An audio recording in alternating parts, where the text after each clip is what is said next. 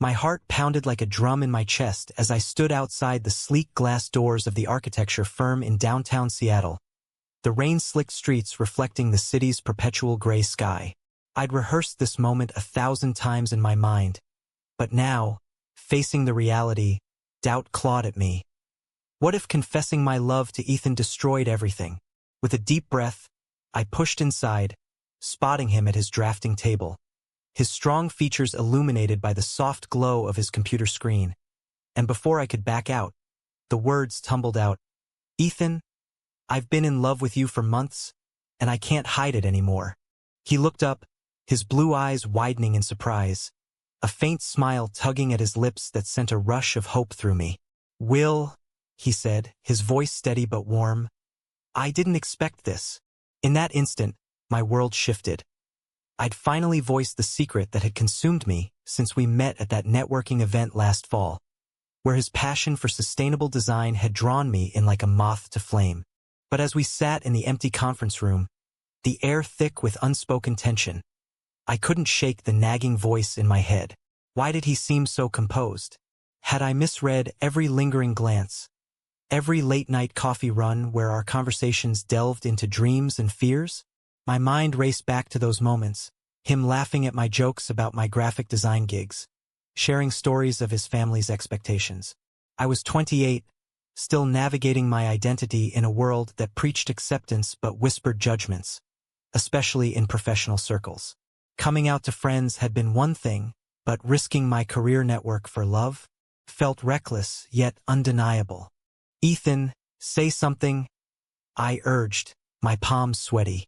He leaned back, rubbing his jaw thoughtfully.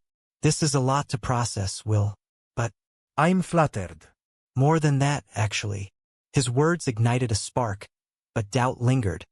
Was this real, or was I projecting my desires onto him? Internally, I battled the fear that had kept me silent for so long. The fear of rejection, of being seen as the gay guy in a straight-dominated field. Society's progress felt like a facade sometimes. My own family back in Ohio still tiptoed around my orientation, as if it were a phase I'd outgrow. We talked for hours that evening, the office emptying around us. He shared how his twin brother, Evan, had always been the outgoing one, while he preferred the quiet precision of blueprints. I nodded, absorbing every detail, my heart swelling with the possibility of us. But a subtle unease gnawed at me. Why mention his twin now? Was it a deflection? My thoughts spiraled. What if I'm just a distraction for him? What if he's not ready to face his own feelings in a world that still equates masculinity with heteronormativity? As I left the building, the cool night air hitting my face, elation mixed with turmoil. I'd taken the leap, but the landing felt uncertain. Driving home to my small apartment in Capitol Hill, I replayed the conversation, dissecting every pause. Had I pushed too hard? Society's lens on gay relationships often amplified every flaw. Were we doomed before we began because of external pressures? The internalized homophobia I'd fought for years resurfaced, whispering that love like this was too fragile. The next day, anxiety gripped me tighter. At work, designing logos for a startup, my focus shattered. What if Ethan regretted our talk? I texted him casually, suggesting dinner, and his quick reply, "Sounds great," eased the knot in my stomach. But deep down, the conflict raged. Am I worthy of this? Growing up, I'd seen friends ostracized for their truths. Was I inviting that pain?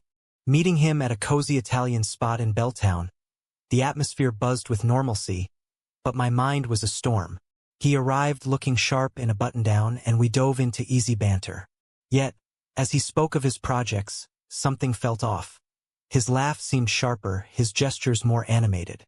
I brushed it aside, attributing it to nerves. "Will, about last night," he started, his eyes locking on mine. "I think we could have something here." Joy surged, but so did the inner voice. Is this too good to be true? In a society quick to label and divide, pursuing this meant confronting biases head-on. My past relationships had crumbled under similar weights, partners pulling away when family opinions loomed. Would Ethan stand firm? We parted with a promise to meet again, leaving me buoyed yet besieged by doubts. That night, alone in bed, I wrestled with the vulnerability I'd exposed. Confessing had been liberating, but now the real test began. Navigating love amid societal undercurrents that could drown us. The following week blurred into a whirlwind of stolen moments and deepening conversations, each one pulling me further into what I believed was Ethan's orbit. But the unease festered, a quiet whisper turning into a roar as inconsistencies piled up, like how he suddenly preferred black coffee when I'd sworn he took it with cream. My mind churned. Am I overthinking, or is something fundamentally wrong? At a gallery opening in Pioneer Square, surrounded by Seattle's artsy crowd, he introduced me to colleagues as a good friend, the words stinging like a slap. Internally, I screamed. Why hide it? Was he ashamed? The societal pressure on gay men to pass as straight hit hard. I'd felt it myself, code-switching in boardrooms to avoid the label. But with him, I wanted authenticity, yet here we were, playing roles. Ethan, what's going on? I confronted him later, in the dim light of his car. He sighed, eyes averted. It's complicated, Will. My family, they're traditional. The excuse rang hollow, fueling my inner turmoil. Traditional? In 2026 America, with marriage equality long established, but prejudices lingering in conservative pockets. My own parents had accepted me reluctantly, their love conditional on discretion. Was I repeating that cycle? Doubt morphed into paranoia. I recalled our first date. A hike in the Cascades where he'd seemed distant, checking his phone obsessively. Now, piecing it together, red flags waved. The twin mentioned the subtle shifts in demeanor. My heart ached with the possibility of deception, but I pushed it down, clinging to hope. Love made fools of us all, didn't it? Especially when society amplified every insecurity. Then came the bombshell. At his apartment for what was supposed to be a casual movie night, I spotted a photo on the mantel. Two identical men, arms around each other, labeled Ethan and Evan graduation. My stomach dropped. The man I'd confessed to. His build, his smile, it matched, but the energy differed. Panic surged. Had I fallen for the wrong one? Confronting him, my voice trembled. Who are you really? He froze, then confessed. I'm Evan, Ethan's twin. He asked me to cover a meeting that day you came by. The revelation shattered me. Evan explained Ethan had been out of town, and in the confusion, he'd played along, intrigued by my boldness. But why continue the charade? I felt a connection too, he admitted, his eyes pleading. Rage and betrayal collided within me. How could he? Society's view of twins as interchangeable fueled this mess. But it was no excuse. My mind reeled. I'd bared my soul to a stranger, exposing my vulnerabilities in a world that already marginalized gay identities. Was this some twisted game? I stormed out, the drive home a blur of tears and self-recrimination. Why hadn't I noticed sooner? The inner conflict intensified. Part of me mourned the illusion, while another questioned if the feelings were transferable. Twins shared DNA, but not hearts. Yet Evan's confession hinted at mutual attraction. Was I drawn to the idea of Ethan, or the man before me? Days blurred in isolation, my work suffering as I dodged calls. Friends noticed my withdrawal, but admitting the mix-up felt humiliating. In America's progressive facade, stories like this highlighted lingering stigmas, gay men as dramatic, relationships as fleeting. I battled shame. Had my desperation blinded me? Finally, Ethan called, the real one. Will, Evan told me everything. I'm sorry. His voice carried genuine regret, but anger flared. You let this happen? He explained their close bond, how Evan often impersonated him for fun, but this crossed lines. Yet, in his apology, I sensed curiosity. Maybe we should talk. The invitation twisted the knife. Meet the man I'd originally loved, knowing his brother had stolen those moments? Inner voices clashed.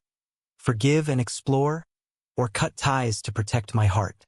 Societal expectations weighed heavy. Gay love often portrayed as turbulent, justifying the drama. Torn between the twins, my life descended into a vortex of emotional chaos. each interaction amplifying the societal rifts I'd long ignored. Meeting the real Ethan at a neutral coffee shop in Fremont, his presence was a mirror to Evan but softer, more reserved, the architect I'd admired from afar. "Will, I never meant for this," he said, his hand brushing mine briefly, sending conflicting sparks. But inside, turmoil raged. How could I trust either? The deception exposed deeper cracks.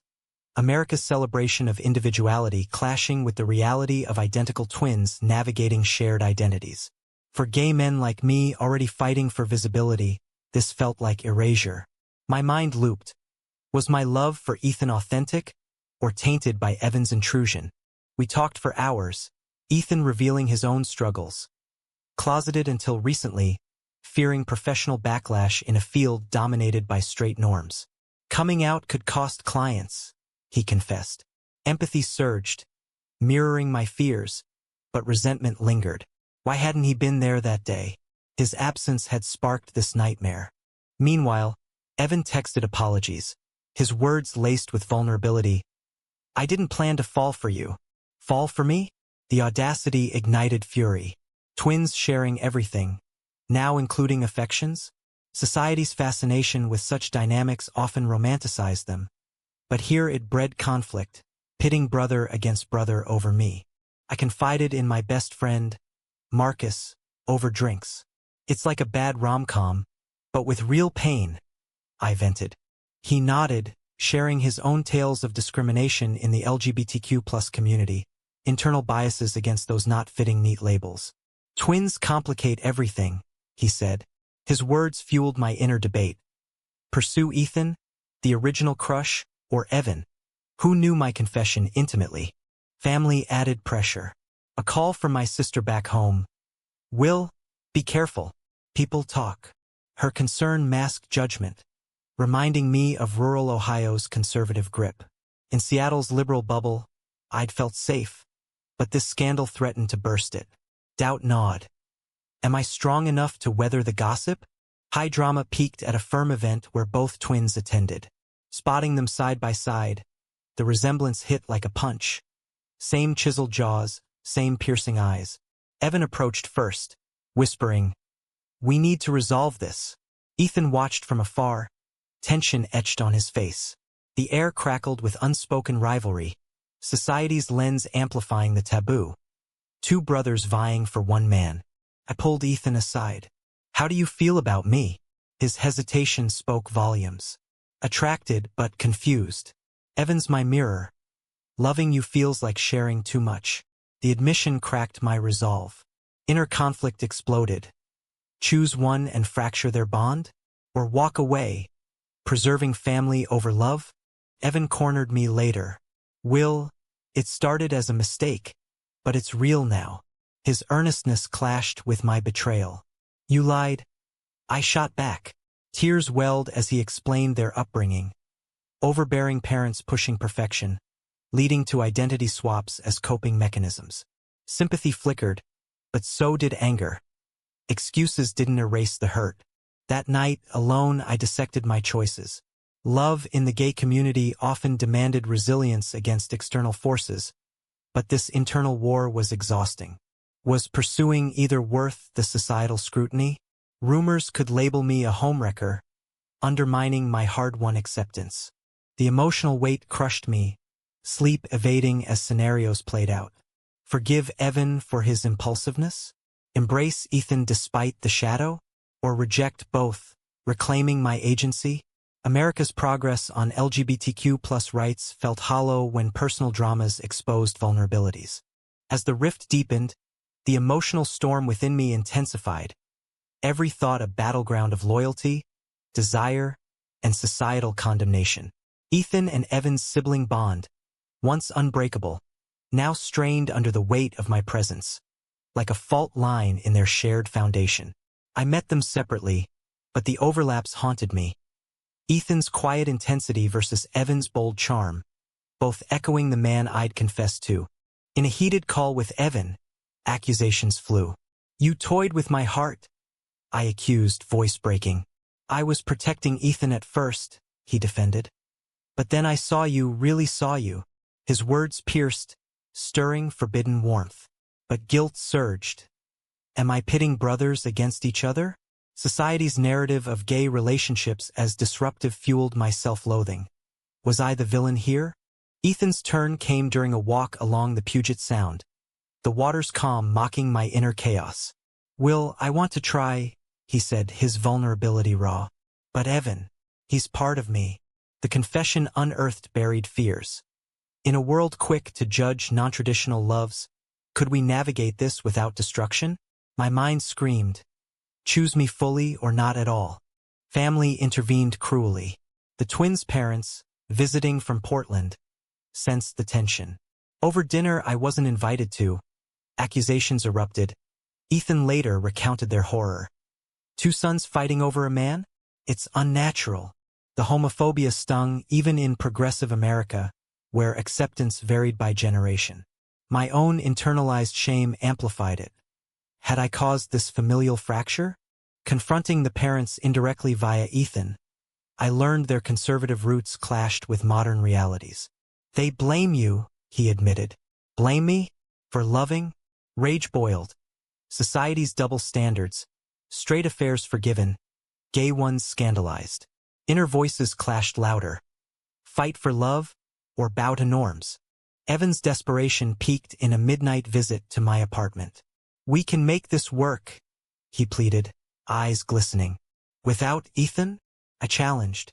His silence confirmed the impossibility. Tears streamed as I realized the depth of their bond. Twins sharing a womb, now a heart? The emotional toll crushed me.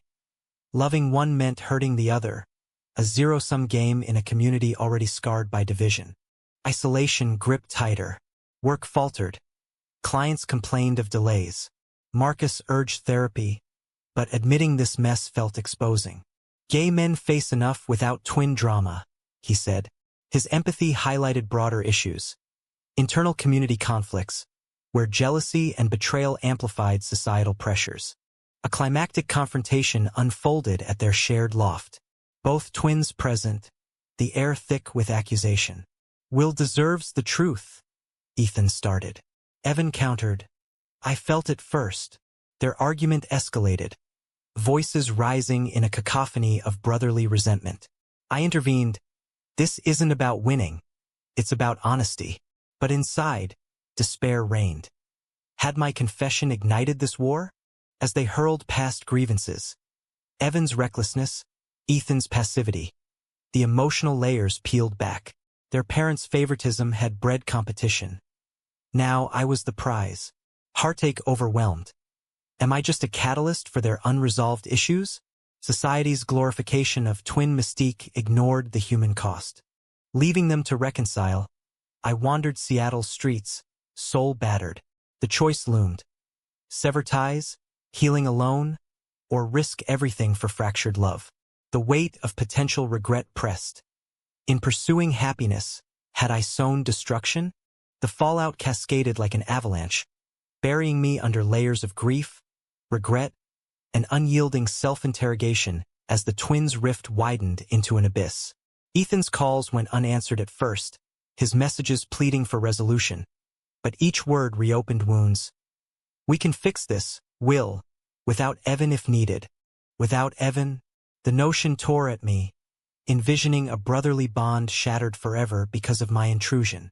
Evan's approach was more frantic, showing up at my workplace with flowers. A public gesture that drew stares and whispers. I love you, he declared in the lobby, voice cracking. Colleagues gawked, amplifying my humiliation. Not here, I hissed, dragging him outside. But internally, devastation reigned. His boldness, once endearing, now spotlighted our drama, inviting societal scrutiny in a city that prided itself on tolerance but gossiped relentlessly. The emotional crescendo hit during a family intervention the twins orchestrated, inviting me to their parents' hotel. The room pulsed with tension, Mr. and Mrs. Harlow's stern faces embodying generational divide. This lifestyle choice is tearing our boys apart, Mrs. Harlow accused, her words laced with veiled homophobia. Lifestyle choice? Fury ignited. In 2026, with pride parades nationwide, Such ignorance persisted, reducing my identity to a phase, disrupting their perfect family. Ethan defended, "It's not a choice, Mom. It's who we are." Evan's silence spoke louder, his eyes downcast in shame. My heart shattered for them, but rage at the injustice consumed me. Why must gay love justify itself against such bigotry? Inner turmoil peaked.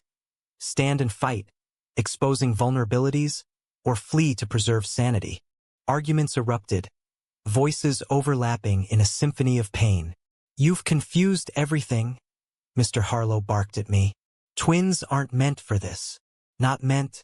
The implication that our love defied nature echoed societal taboos, blending twin fascination with queer phobia. Tears burned as I retorted, "Love isn't about fitting molds. It's about hearts." But doubt infiltrated. Had I misjudged? Evan's initial deception, born of protectiveness, now seemed a symptom of deeper family dysfunction. Ethan's hesitation revealed his fear of losing his twin. And me, caught in the crossfire, my love splintered between two men who were one in essence.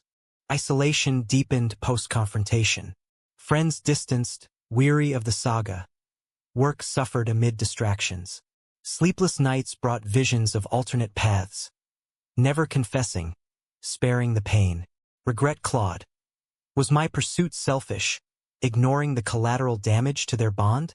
Reconciliation attempts faltered. A joint meeting at a therapist's office neutral ground devolved into blame. "You started this, Evan," Ethan accused. "And you let it continue," Evan fired back. I sat mute, the emotional barrage overwhelming.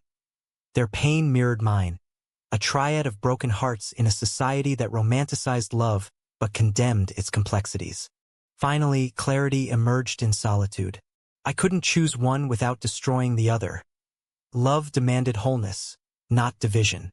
Texting both, "I need space to heal and for you to mend." Their responses, heartbroken but understanding, sealed the decision. Months passed in quiet reflection, the ache dulling but persistent. Seattle's vibrancy mocked my solitude, but growth sprouted. Therapy unpacked my internalized fears, societal pressures fading in personal truth. The twins reconciled, their bond stronger, occasional updates revealing mutual respect for my exit. Yet, the scar remained, a testament to love's fragility amid social minefields. In America's evolving landscape, where acceptance coexisted with prejudice, my story begged introspection. Was it right to walk away, prioritizing family over personal happiness? Or should love always conquer societal barriers?